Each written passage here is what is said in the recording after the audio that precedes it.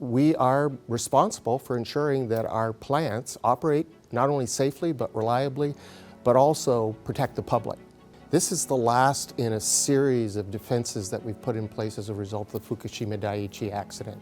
What it basically is a filter that doesn't require power or any kind of liquid, and it basically filters radioactive isotopes that could be created if you had an accident. It's a very simple design.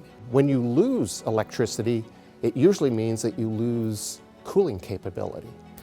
We have come up with, working with our Framatome counterparts, a design that actually works without power.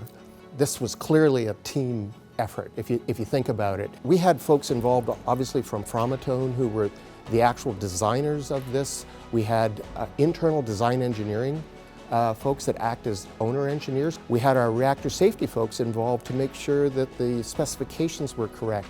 And then ultimately, our PMC team under Chris Trahan were responsible for installing these in both Bruce A and Bruce B.